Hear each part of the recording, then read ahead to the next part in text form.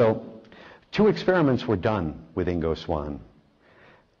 Actually, a great deal of work was done, but 2 of the experiments really gave us important information.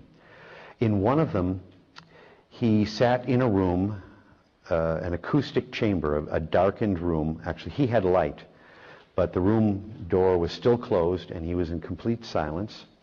And his task, his job as the experimental subject, was to remote view a set of photographs. And he had no idea what the pictures were going to be or going to be of, but he would tell them when he was ready, and then someone in the next room would take out one of the pictures from a manila envelope and leave it on the table. The original research paper actually gave the length and width of the table, as well as the length and the width of the manila envelopes they were contained in. Very precise information. He had told them exactly where to put the pictures on the table. They gave him a fair amount of latitude. They weren't looking to prove that he wasn't a remote viewer. This was not a skeptical experiment.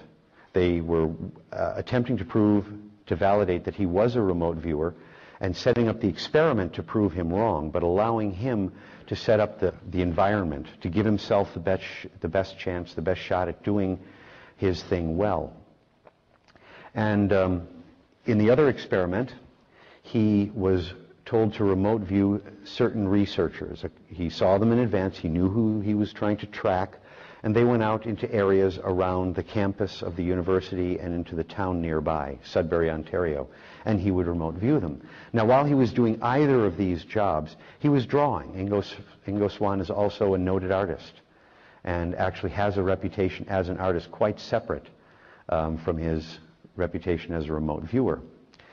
And then 44 students who played no other role in the experiment whatsoever were asked to compare the pictures that he had been remote viewing and the drawings that Ingo Swann had made while remote viewing the pictures, and then to match them up as well as they could, to say in percent, kind of guesswork, but the failings of guesswork disappear when you have large numbers of people doing guesswork.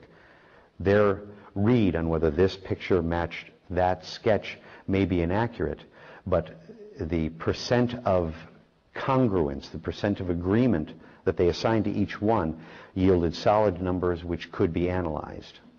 So that's how we go from very imprecise and difficult to pin down procedures like remote viewing to actual quantitative measurements.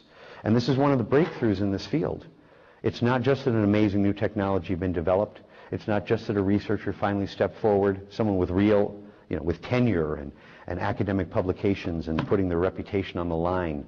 It was also that a breakthrough in statistical methodology allowed precise measurements of imprecise phenomena, and that's something quite important.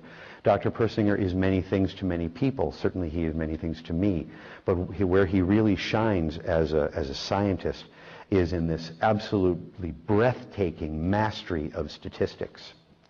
So the results of these experiments were that the accuracy of the drawings he made while his remote viewing turned out to be much higher when he was being exposed to one of the 2 signals, and I'll show you that in just a moment.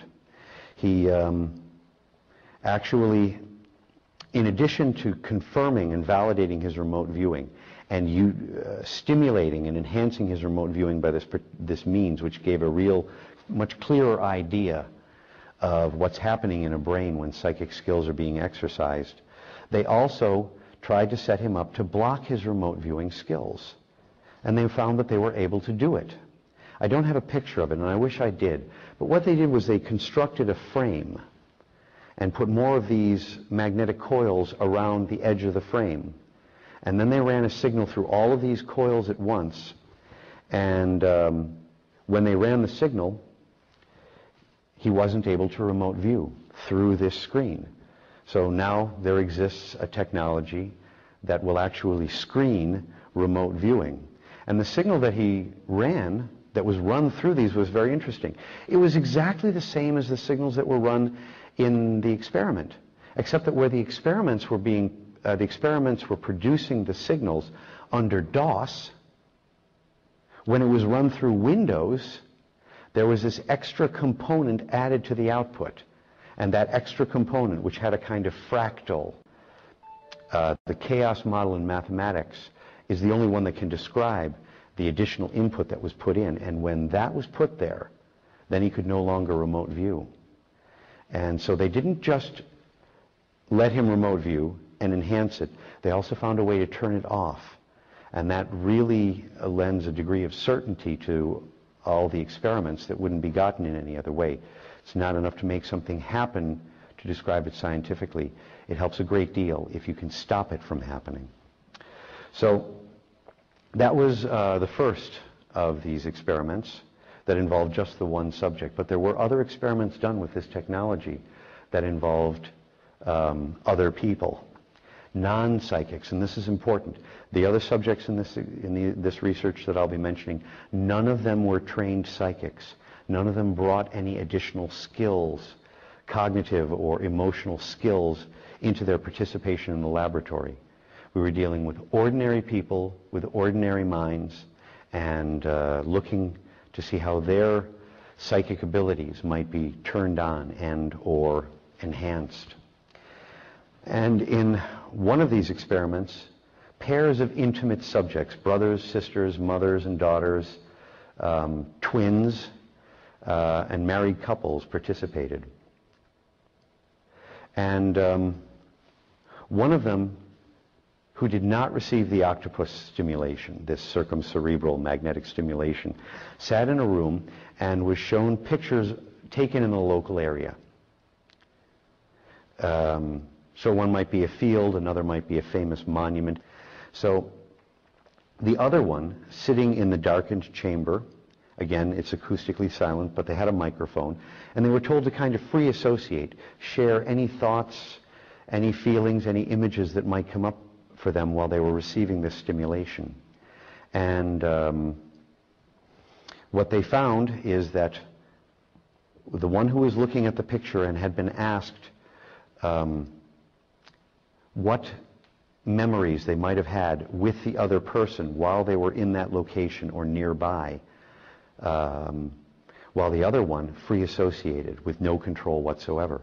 Then the moments when the subject who wasn't getting the stimulation and was looking at the pictures was compared to the moments in which the person's receiving the stimulation, again by 44 students, each of which gave it an approximate kind of guesswork rating for how well they matched. They found that the matches came up 2.85 times more than they would have by chance alone.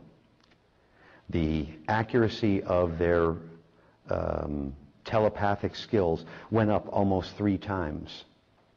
Now that may not be enough to get you a world-class psychic like Ingo Swann, but it is enough to demonstrate that it's possible, under certain conditions, for human brains to share and transfer information between one another, and that's an important result. In addition, they found that, like Ingo Swann, when they were being stimulated with a chirp signal going around their head, their accuracy improved. And the interesting thing about this is that this is not a biologically derived signal. This one doesn't come from the brain. This one comes from a fairly normal kind of signal that a bit of laboratory equipment called a function generator, sometimes called a tone generator, can produce. So a box that could produce you a perfect musician's A, 440 hertz, can often produce this kind of signal as well. So there's no biological basis for the success of this signal.